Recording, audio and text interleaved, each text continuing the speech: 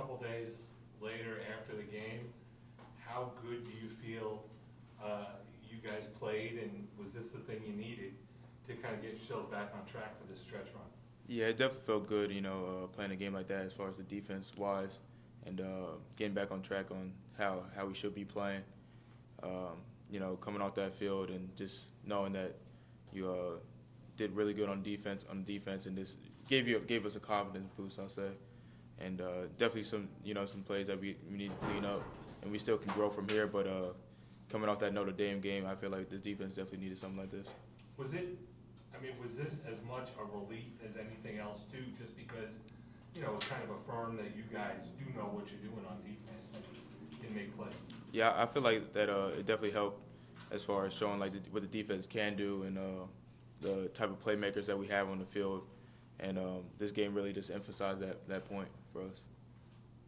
Have you ever hurdled a running back to get a sack? I mean, what did you think? Oh yeah, no, yeah, that was crazy. I was rapping. I thought he was gonna get cut at first, and he just jumped over the guy. I was like, oh snap! And he had the speed to hawk him down. I was like trying to congratulate him after the play. Watched that highlight a few times myself, trying to take notes on that. But yeah, it was a great play by Barrett. Is that going to be the thing for the Tigers now, hurdling? Everybody between Will, you might see everybody start trying to hurdle now. You might see some DNs try to hurdle offensive linemen or something like that. But yeah, it definitely had a lot of hurdles that last game. What's more impressive about that hurdle, though? Is it getting over the running back or the way that he changes directions and bursts after he gets the I'd say definitely just reaction time, because when you run at a running back full speed trying to make a move, you got to be able to get off the ground fast, and then being able to hit the ground running and like pick up speed to be able to chase down the quarterback from behind. That's definitely showed a lot of athleticism on his part. I guess just also playing the middle linebacker position for you now. I think you've always been kind of a weak side guy, so you didn't have to be kind of in the middle commanding things. I mean, how much of an adjustment has that been for you? Yeah, it's been a little bit of an adjustment, as far as making the calls, making the strength calls. You got to talk a little bit more at that mic position and really quarterback the defense. But overall, like last year, I feel like I still try to work on that at the will position, just talking and helping out the mic linebacker when I had the opportunity. And I feel like that transitioned well as going into this year and helping me being able to do that and it just being a smooth transition. I mean, how much is that you coming out of your shell and kind of talking to your dad, who's just saying you always used to just play. Now you have to kind of command people. I mean, how much is that something you have to really work on, speaking more vocal? Yeah, I feel like definitely is a change, because in high school, I was more of a lead by example type of guy. I didn't do too much talking, but coming into college football, I know you got to change up your style. Sometimes you got to learn how to do something new. And being a leader at this level, you got to be able to talk to your teammates. You got to be vocal. And I feel like moving me to that mic position definitely has helped with that transition and allowing me to be more of a vocal leader. Jeremiah, what have you seen out of Miami so far? And have you spent a lot of time looking at them already? Yeah, I spent Sunday going over some of their film. They got athletes on the offense. It's going to be a good challenge for the defense. But I know the coach's game plan is going to be great, and the preparation on the defensive side and my preparation is going to be great to prepare me for Saturday. I think they were like you when the season began in the top 10, and they haven't had the season that they wanted. Does that kind of filter into your mind at all when you face them, or do you just kind of forget how they did play this year?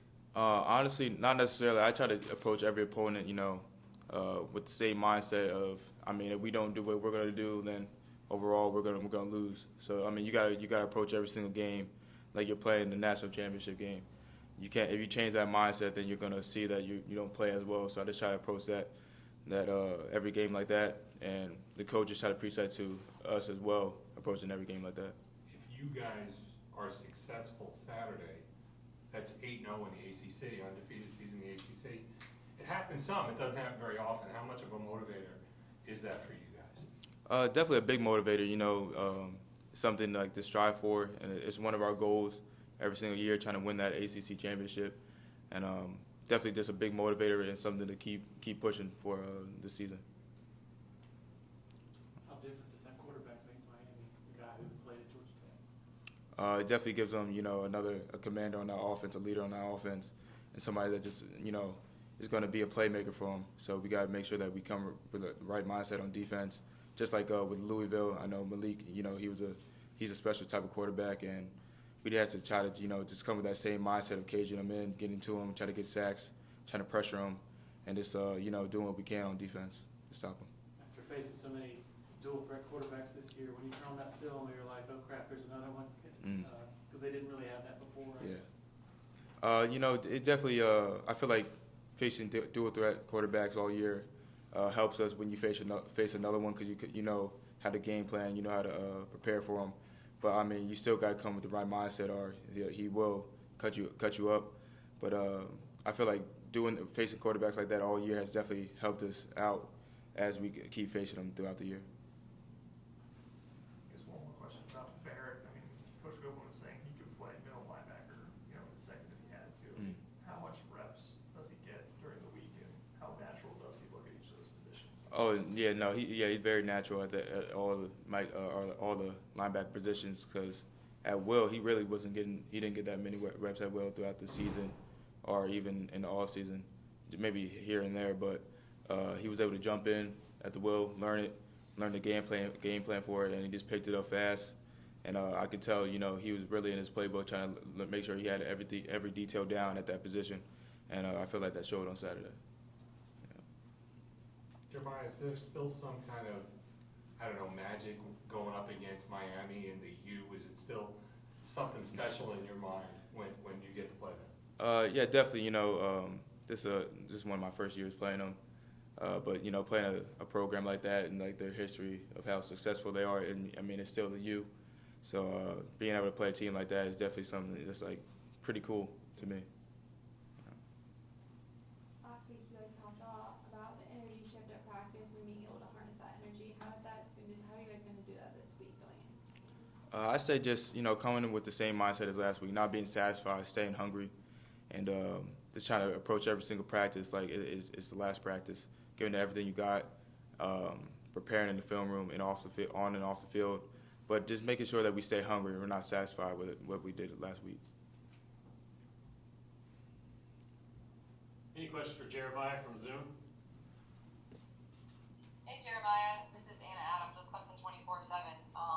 Dabo said that you played an outstanding game on Saturday. What are maybe 1, 2, or 3 things that you felt like you did even better on Saturday, I guess, than maybe you had in previous outings?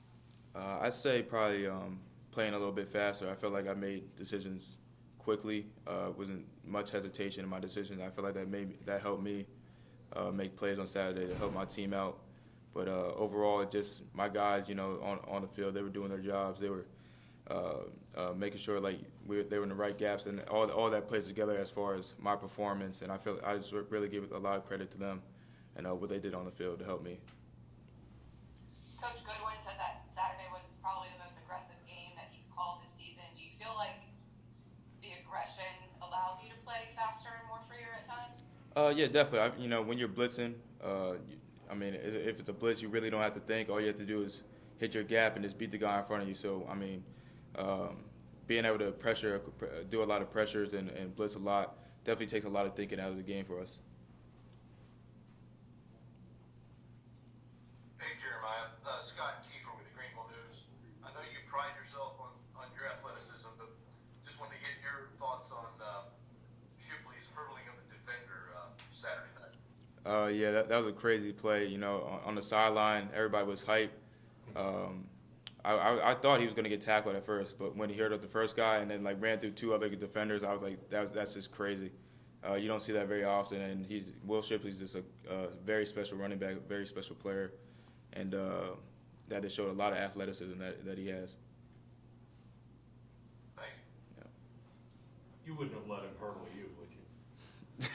I would have tried my best not to. I say that, yeah. Anybody else for Jeremiah? All right, thanks, Jeremiah. Thank you. Thank you, guys.